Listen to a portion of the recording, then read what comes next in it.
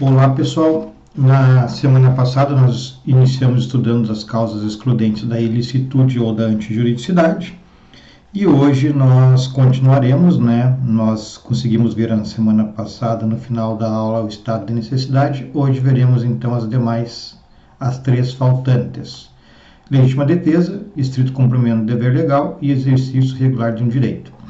Começaremos então com a legítima defesa, que está no artigo 25 do Código Penal e diz o seguinte: entende-se em legítima defesa quem, usando moderadamente dos meios necessários, repele injusta agressão atual ou iminente a direito seu ou de outrem. Então, no artigo já diz que é a legítima defesa, quais os requisitos, é isso que nós passaremos a ver agora. Então, para haver uma legítima defesa, a primeira coisa necessária é a existência de uma agressão injusta.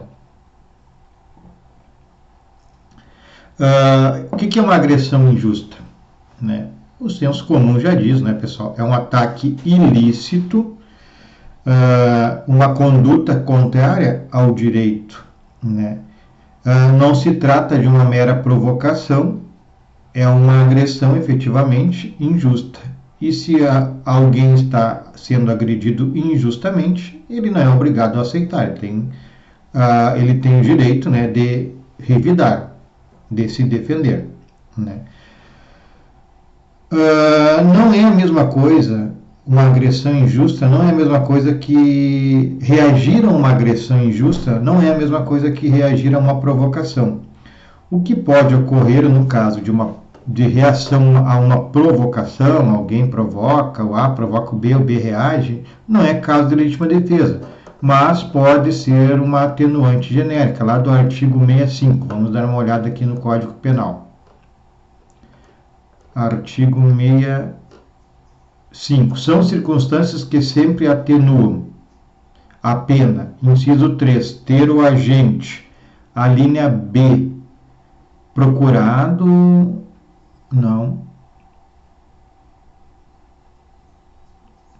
Cometido o crime por motivo de relevante valor social ou moral, procurado por sua espontânea vontade de com eficácia logo após o crime evitar ou minorar as consequências. Vamos ver mais. Cometido o crime sob coação que podia resistir ao incumprimento de ordem da autoridade superior ou sob influência de violenta emoção provocada por ato injusto da vítima. Confessado. É a linha C, pessoal. Cometido o crime sob coação a que podia resistir ou em cumprimento à ordem superior ou sob a influência de violenta emoção provocado por ato injusto da vítima. Então, a linha C. Então, vamos adiante. Então, resumindo, defender-se de uma agressão injusta é diferente de reagir a uma provocação. Provocação pode ocorrer uma diminuição de pena, enquanto defender-se de uma agressão injusta é caso de legítima defesa. A agressão, para configurar a legítima defesa, deve ser proveniente de uma conduta humana, de um ser humano. Nós vimos lá no estado de necessidade, quando a defesa é contra um animal, é estado de necessidade. A situação, ou poderia dizer a exceção, ocorre se uma pessoa se utilizar de um animal como um instrumento do crime para atacar um terceiro. Então, o proprietário de um cão faz-o avançar contra uma outra pessoa. Essa outra pessoa, esse terceiro, terá direito a sacrificar a vida do cão, que foi usado como instrumento pelo seu proprietário. Então, este é um caso de legítima defesa e não de estado de necessidade. Os demais casos, o ataque do cão, o ataque de qualquer animal, é caso de estado de necessidade. Somente quando usado como instrumento de crime é caso de legítima defesa. Também nós temos que ter em mente que a agressão pode ser oriunda de um inimputável, não há problema, um doente mental, por exemplo, que agride uma pessoa, essa pessoa tem direito a se defender por se tratar de uma agressão injusta, mesmo sendo um inimputável. Então, o primeiro requisito importante, principalmente para diferenciar do estado de necessidade, é que a agressão seja injusta. Lá no estado de necessidade nós temos choques de bens jurídicos lícitos, cada um poderia preservar o seu direito porque são lícitos, o seu bem jurídico porque são lícitos, mas em virtude da necessidade, um será sacrificado em detrimento à preservação do outro. Na legítima defesa, portanto, a diferença está que há uma agressão injusta. Bom, essa agressão injusta deve ser atual ou iminente. Atual é aquela que está acontecendo, né? Um indivíduo, um assaltante, um ladrão, anuncia um roubo e saca uma arma.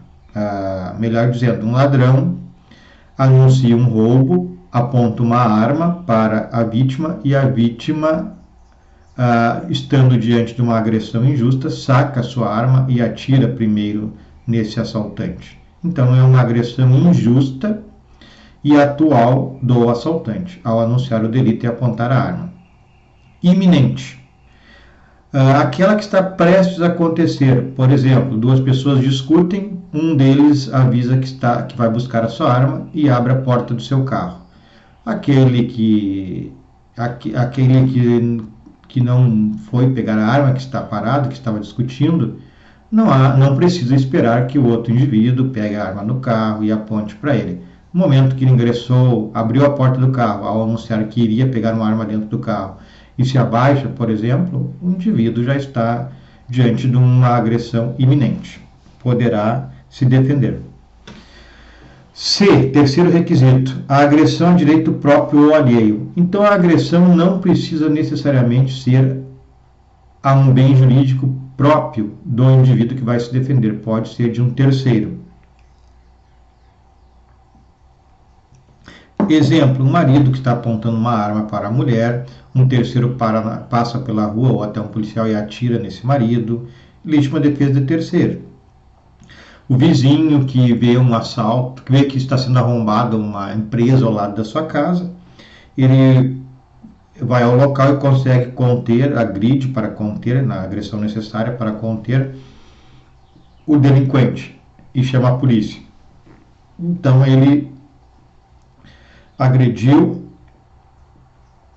de maneira necessária, não houve excesso nesse exemplo que eu estou dando, e conteve, amarrou, por exemplo, o delinquente à espera da polícia, a quem ele próprio chamou. Então isso é legítima defesa de terceiro também, ou do patrimônio de terceiro.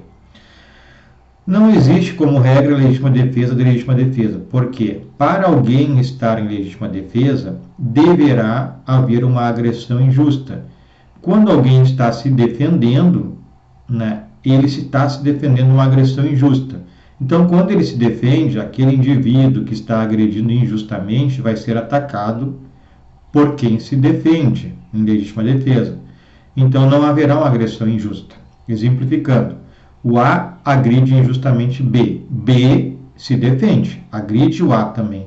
Então, o A não poderá agredir o B, porque a agressão inicial e injusta foi do A. O B apenas se defendeu e, ao se defender, ele está está se utilizando de uma agressão justa. Então, o A que iniciou a provocação, que iniciou a agressão injusta, não poderá se defender de uma agressão justa, que foi a legítima defesa empregada pelo B. Quarto requisito, reação com os meios necessários. Quais são os meios necessários, pessoal? São aqueles que o agente tem à disposição para repelir a agressão, para fazer cessar a agressão injusta.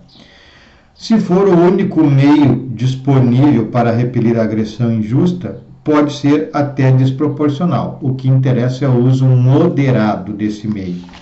Então, para ocorrer esta reação a uma agressão injusta, ele vai ter que usar os meios necessários para conter essa agressão injusta.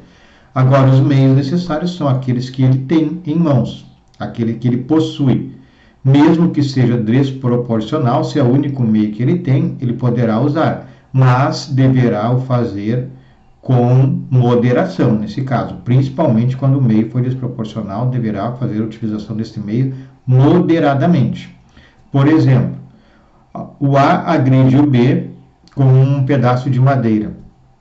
O B só tinha à sua mão uma arma, tinha porte de arma, estava com a arma na cintura, ele atira no B. É um meio desproporcional, mas se usar moderadamente, dar um tiro, atingir uma perna, enfim, der um tiro, né? Poderá ser o uso moderado. Aí esse meio não interessa, não faz diferença se é desproporcional. Letra E, ou quinto requisito, uso moderado dos meios necessários. Acho que aqui está a chave, né? Conforme eu já falei. O emprego pode ser até de um meio desproporcional para fazer cessar a agressão injusta, desde que seja o único meio. Porém, esse emprego tem que ser moderado, né? Então, emprego dos meios moderados na medida suficiente para afastar a agressão injusta. Então, ele não pode, não é moderado atirar para matar alguém que o ofende verbalmente, né?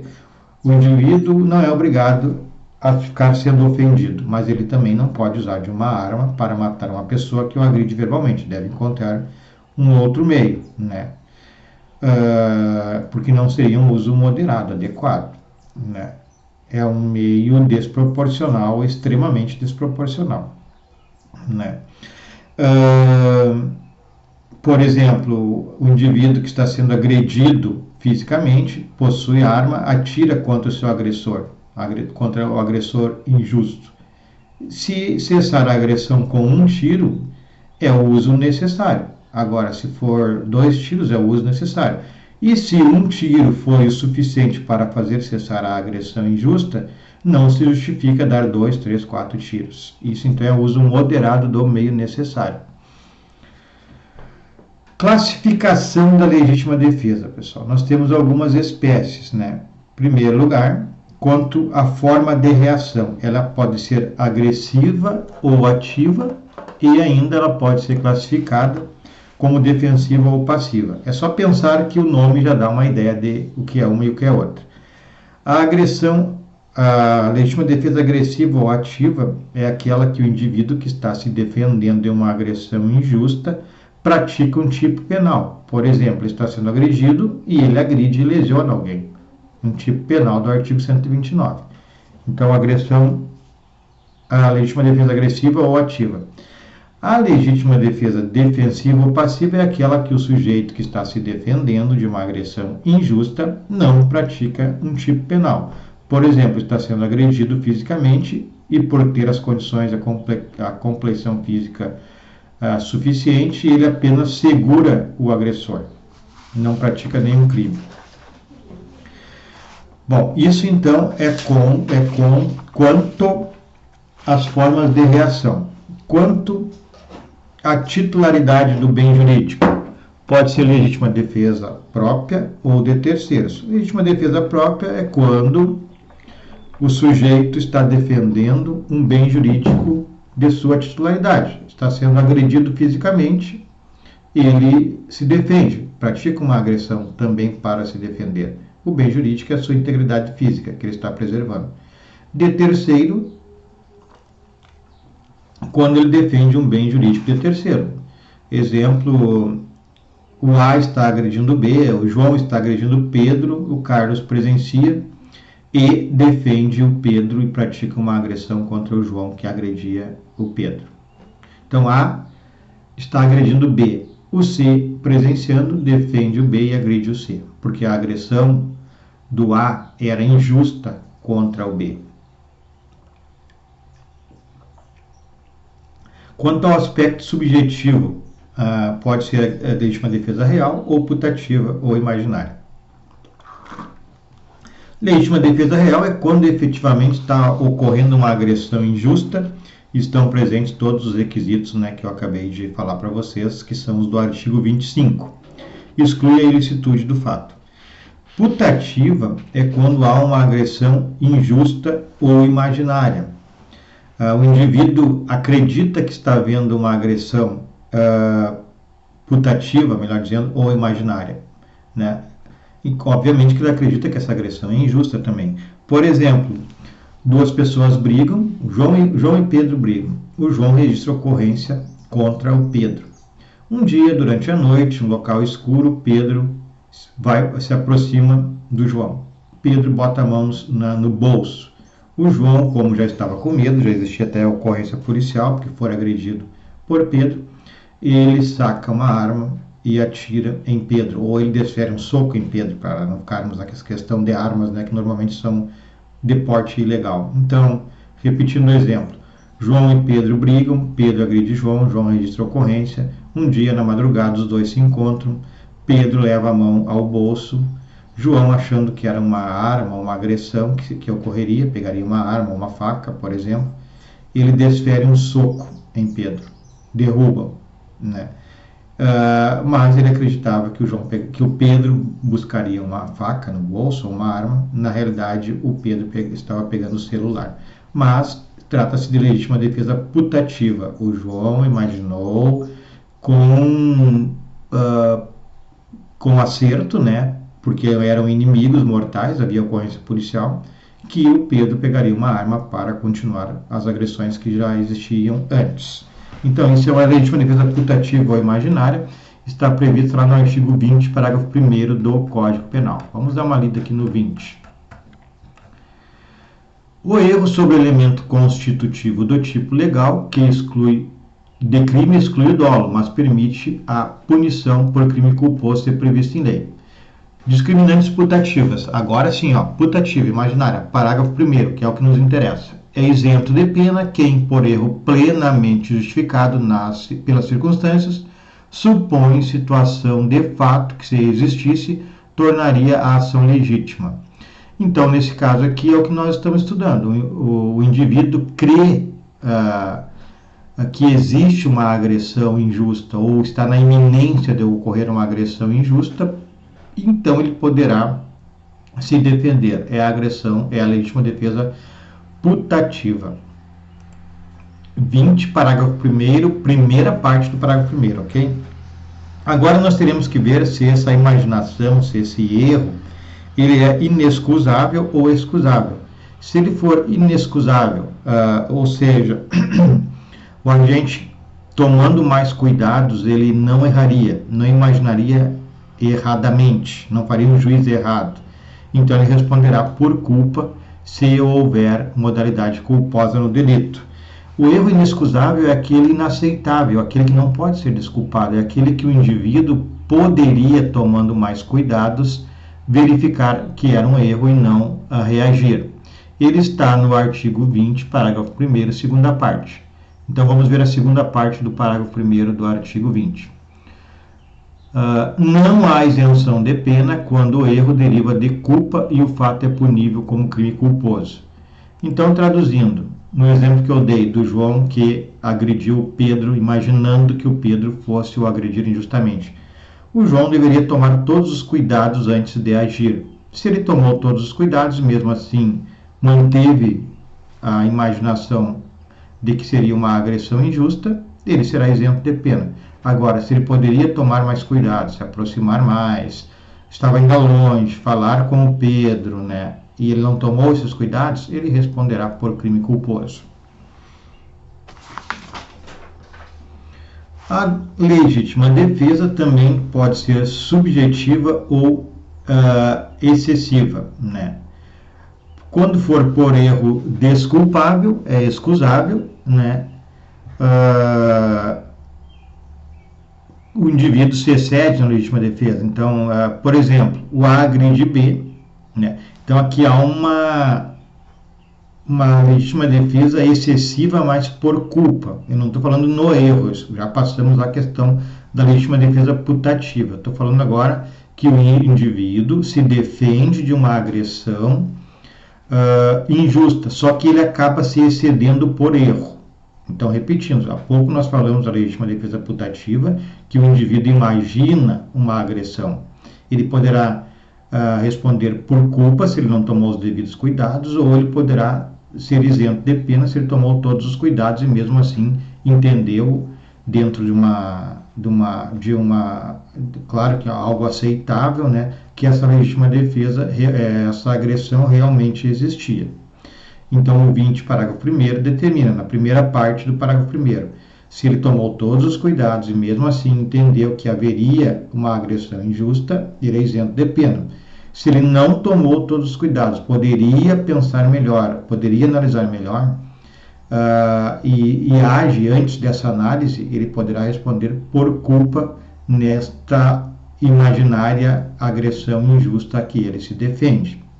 Agora, o que eu estou falando é outra coisa, uma legítima defesa subjetiva ou excessiva. É quando o indivíduo se excede, aquele que está se defendendo contra uma agressão injusta, se excede por não tomar os devidos cuidados.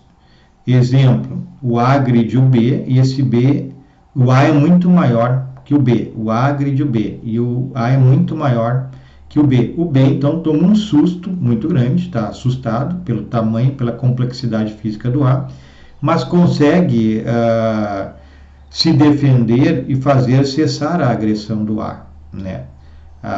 Com um tiro, por exemplo, uma facada, mas ele, tomado de medo, ele não consegue verificar que já cessou a agressão do A. Está com muito medo porque o indivíduo A existia uma complexão enorme, então ele acaba continuando a agredir. Então isso é a chamada agressão subjetiva ou excessiva, né?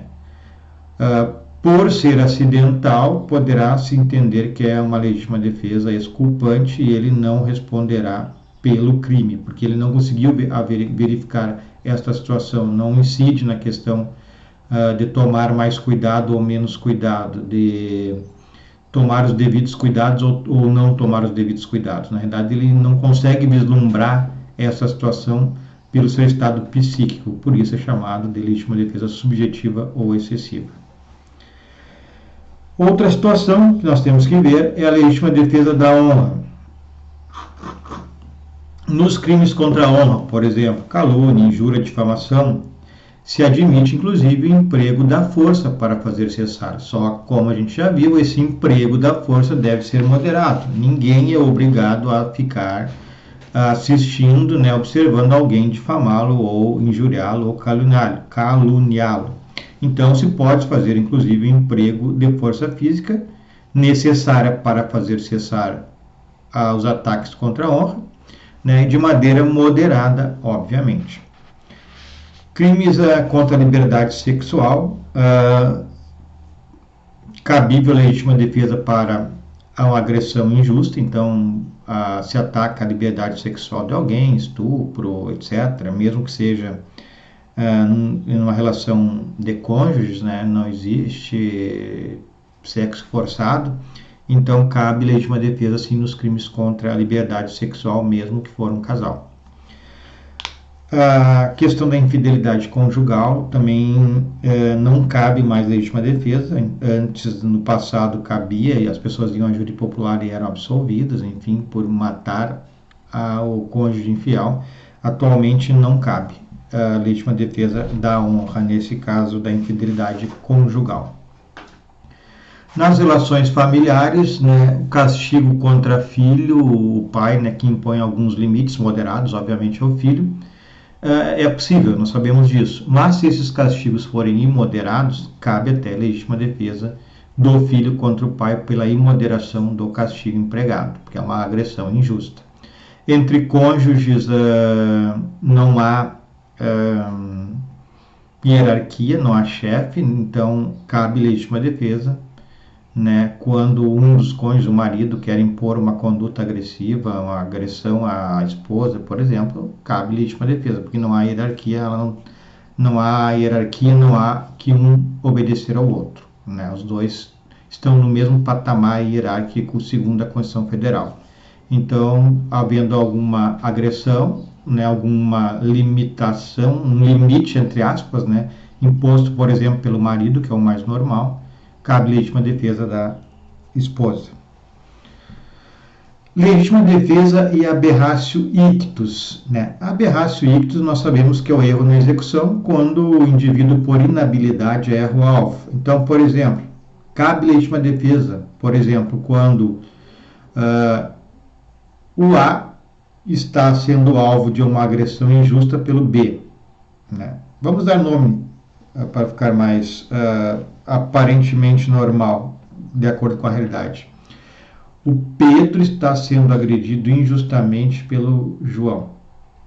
O Pedro atira no João, né? Uso moderado, agressão injusta, uso moderado dos meios necessários. Então, o João, para se defender do Pedro, João atira em Pedro. Ele erra Pedro e acerta Carlos. Isso é caso de aberratio ictus e se constitui, sim, em legítima defesa, desde que a agressão, né, a legítima defesa, melhor dizendo, do João contra o Pedro esteja com os requisitos que nós acabamos de estudar, né? Agressão injusta, uso moderado, meios necessários, agressão atual ou iminente. Então, repetindo, Pedro agride injustamente João.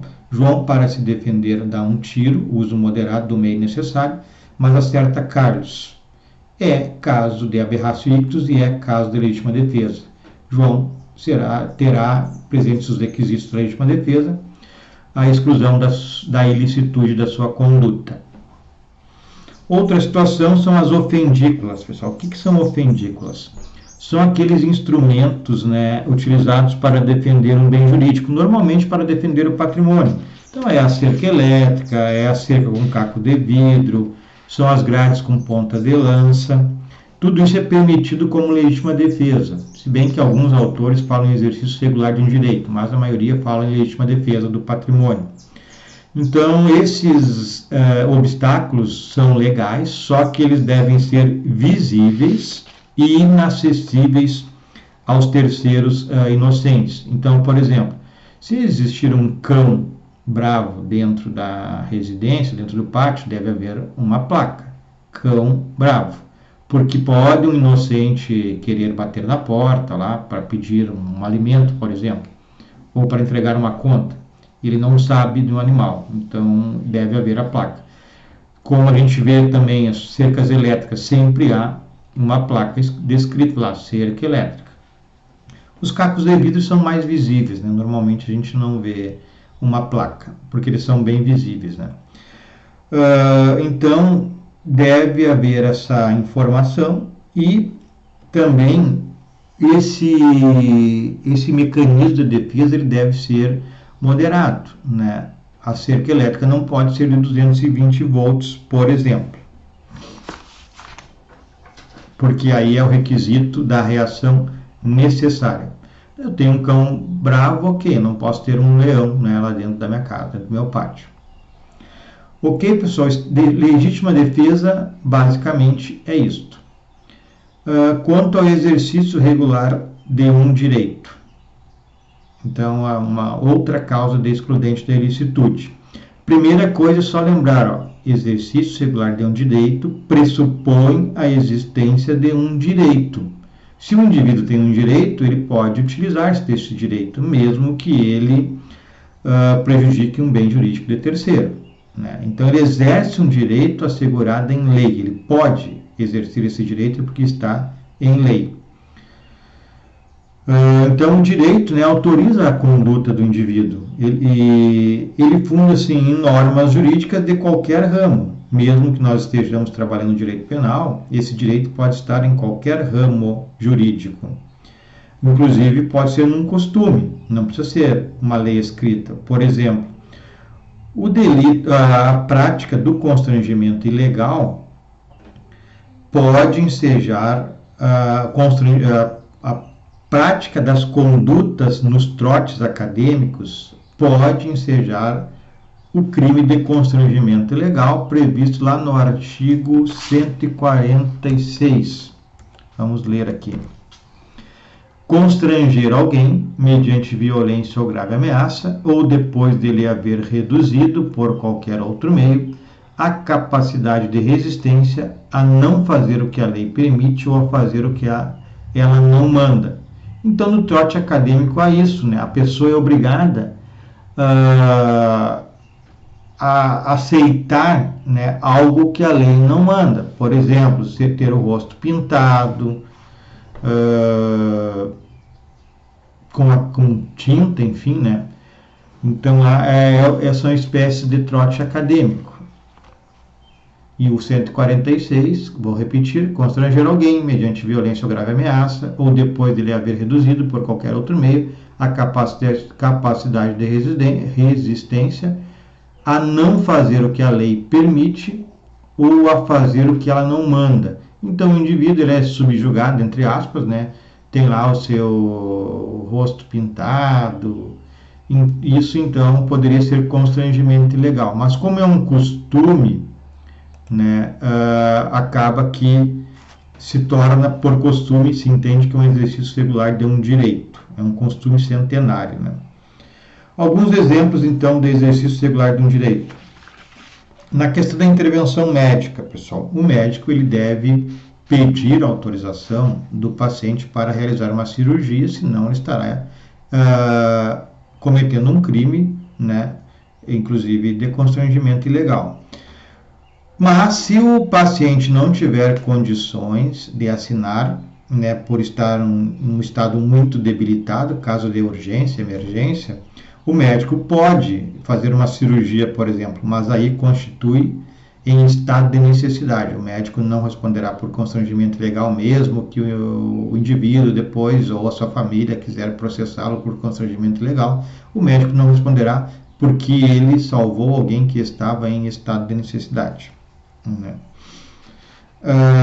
Violência desportiva. A violência desportiva ela existe, então, dentro das regras, uma certa violência. Então, por exemplo, no boxe, os boxeadores são autorizados por lei, dentro de um certo limite, a agredir, a ofender, lesionar alguém, ofender a integridade física, lesionar o seu adversário. Dentro das regras, será exercício regular de um direito e não haverá que invocar a presença de um crime de lesão corporal, por exemplo. Porém, nós vimos uma determinada época que o Mike Tyson arrancou a orelha, acho que era do Evander Holyfield, se não estou equivocado, Evander Holyfield. Isso já está fora do exercício regular de um direito. As atividades de boxe permitidas por lei não autorizam